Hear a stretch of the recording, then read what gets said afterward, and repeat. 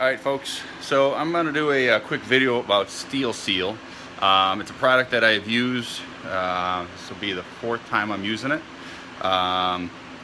First time was on my ex-wife's expedition about 10 years ago. Had a blown head gasket, blowing fumes, or blowing the white out of the exhaust, which was a telltale sign that the head gasket was blown. Had it professionally looked at and confirmed that the head gasket was blown. Anyways, that was 10 years ago. Even though she's my ex, it's still running good. So enough said about that. But that was a 2003 Ford Expedition with the 5.4 motor in it. Anyways, I did another one with a friend of mine about 4 years ago. Steel Seal. I forget what that was. That might have been a Mustang 5.0. He's still driving that. I think it's got the 5.0 in it. Just 2 weeks ago, I did a I got a fly buzzing around my head. I did a BMW 325 Xi, which is right there, and it worked. I ran into some issues with it. Had to do a water pump shortly thereafter, but I think the water pump was going. Anyways, I am now working on a Chevy Impala. Yeah, Chevy Impala. Picked it up cheap because it had a blown head gasket. I already went and did the first steps, which is I disconnected the thermostat, pulled it out, and I'm getting ready to flush the engine. Before you flush the engine, you always want to make sure that you change the oil, and here's why. Let's see if you can see that. So this is what the oil looks like. It's not supposed to look like that. That is another telltale sign that you have water in the oil. And with that said, I will also tell you that the other 3 times was just that, water in the oil, not oil in the water. So I can't tell you about experiences with oil in the water. I've read some things online where people have had not very, little to no success with Steel Seal when the oil is in the water or your antifreeze or radiator. So anyways, I'm gonna flush this oil out, get all this garbage out of it. And the other thing, just keep in mind, if you happen to blow your head gasket, it's best to get that water and oil out of that oil pan as quickly as possible, because what can happen is you can start getting rust inside your motor. The journals and the all the different bearings and stuff inside can start actually rusting because of the compounds that are made up of the antifreeze. So you want to make sure you get that out of there and flush it as soon as you can. So you do waste, I don't want to call it a waste because it's worth it, but you do use a lot of oil if you're to do this right. What I've done every single time, I start with fresh oil, flush the engine.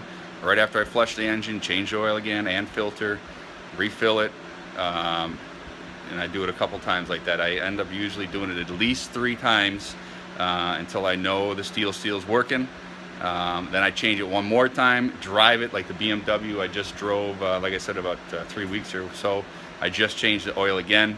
No signs of anything in the oil or anywhere, and the antifreeze is holding strong. So you use a lot of oil, but the more you oil it up and you keep that oil fresh, the less additional issues you're going to have with inside that engine.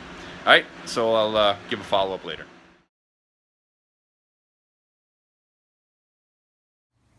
All right, so getting ready to add the Steel Seal to the Impala. This is the way it comes packaged. There's a bunch of directions. Those are the directions you want to make sure you read.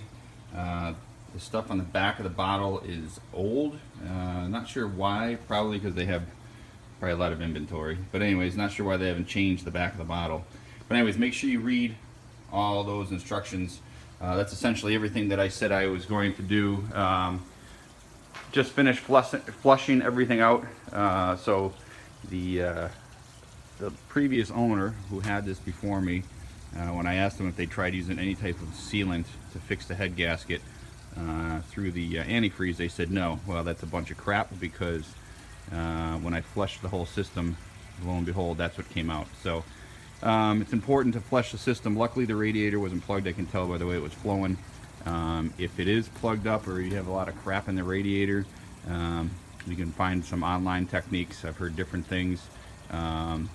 One of the guys I talked to, I don't know who it is at Steel Seal, anyways, he suggested at one point to let's see, what was it? I think liquid plumber. So put liquid plumber in the radiator and flush it out that way. But anyways, I've never had to do that. But if it's plugged up, your radiator is plugged, you're screwed. You want to get yourself a new radiator if you can't get it unplugged. But also, with that said, the other thing that's important to know that your fix is only as good as the problem. So, or as good or as bad, whichever way you want to look at it. So, I found the problem when I pulled the thermostat. The thermostat was stuck closed. I did some tests on it, so the thing was stuck closed. And the owner did tell me that it did overheat, which is obviously why they blew the head gasket. So it's important to figure out why the heck you blew a head gasket in the first place. Sometimes I think this has it, the Dexcool.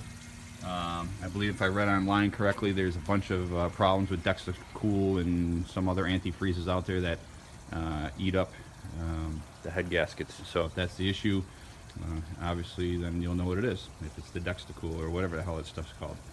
Anyways, that's it. I'm going to be adding the steel seal. It comes with 2 bottles, so I ordered the 6-cylinder kit, which is exactly the same as the 8, which is 2 full bottles. I put in both bottles for both the BMW, and I'm going to put both bottles in for this one. So no need to save it, because this is all I'm using it for. And of course, if it doesn't work, get a hold of those guys at Steel Seal. They'll send you another one. So I'll follow up after I put this stuff in, run it, see how it goes. All right, got the steel seal in it. I got everything running. As you can see, here's the exhaust. That is, I can smell it. That is water vapor. So we'll got it going around 1500 RPMs. Gonna let it run like it says. I forget the timer off the top of my head, but we'll see if that disappears after a while. All right, so I'm back. We are exactly 20 minutes into the steel seal running. Come back, take a look at the exhaust. There's nothing. And I can smell the exhaust. It smells like the exhaust. Smells like it might still have a little something burning in it. Definitely nothing like what it was. I also have been checking, a few times, pulled the dipstick to see what the oil's looking like. That's looking pretty good. I had to raise the RPM to between 1,000 and 1,500. That's how I did it. I basically used that little thing. I have power seats, so I was able to just move the power seat forward a little bit until I got up to 1,500 RPMs or close to it. Supposed to run it between 1,000 and 1,500. There's the mess I made on the floor. And my car does not have RPM gauge, so this little app right here, in fact, looks like my RPM's gone up a little bit.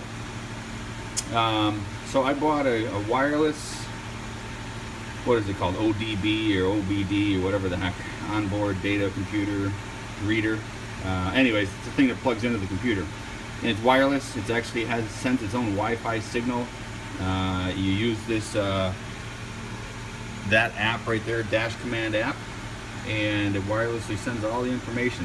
It's actually a pretty cool app. So anyways, that's how I know where my RPMs are. I'm actually gonna see it's jumping up and down just a little bit. But it also does diagnostics. There's a bunch of different, so there's my temperature and my coolant. Shows me a little bit of everything. Intake temperature. I don't know what the hell. I don't know what half of these things are anyways. But the other thing that's kind of cool is it does run the diagnostics. I don't know, it's on here somewhere, but I had I got check engine light on, obviously, because of the intake, or because of the gasket blowing, and it's misfiring in cylinder number 6. So once this whole steel seal thing is done, I'm going to pull the spark plugs, take a look, because usually the spark plugs are pretty bad. In fact, here's one spark plug. This is from my BMW. Obviously the maintenance, I don't think the maintenance is done very well on that, but anyways, I would suggest doing the spark plugs and all that stuff afterwards. So anyways, about where are we?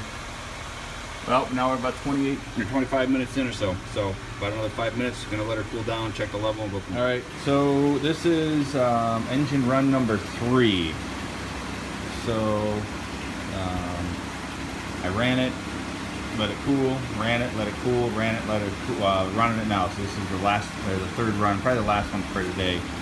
Here's my coolant temperature, looking good. Let's see, go see if I can get no shine in there. Let's see what else we got. And I got it running right now about 1300 RPM. So anyways, the last two checks, after they cooled down, I checked the antifreeze level. Well, it's not antifreeze, it's water, and the steel seal, and it hasn't dropped. Engine sounds like it's got a little tick to it, but that's all right. And there's the exhaust. Absolutely nothing coming out of the exhaust. So looking good so far. So it looks like probably another great seal job, head job, whatever you're gonna call it. It probably sounds gross, or it probably sounds dirty, but a fixed head gasket, another fixed head gasket from Steel Seal. The other thing too is I checked the oil both times, and there's absolutely no indications of any moisture in the oil at all. So, like I said, all signs are looking pretty good. Let me just take this down for a second. So, this is what it sounds like when it's not idling at 1300 RPM. So. It's got a miss still. I think number 6 cylinder is still missing a little bit. Check engine lights off. I reset it to see if it goes away, but it sounds like it's still got a little bit of a miss. So like I mentioned in the other video, I'm going to check all the spark plugs. I wouldn't doubt if I find number 6 plug pretty much fouled out. But anyways, that's it. I'll do one final video. Alright, so I just shut her down after the third run. Pull this thing and see what we have here. Hard to tell, but as you can see, absolutely no sign of milky fluid at all. So see if I can pick anything up. Obviously there's oil there, but making sure. Nothing. That looks awesome. Check this baby real quick. A little warm. Very warm actually. Take a look. See if we got any. Nope. That was all kind of milky before. Looking good. So looks like our looks like the Steel Seal worked again. So anyways, that's it. That's it for my video. Maybe I'll do a follow-up at some point on how long it lasts or how it runs. But again, another successful Steel Seal head gasket repair on a 2004 Chevy Impala.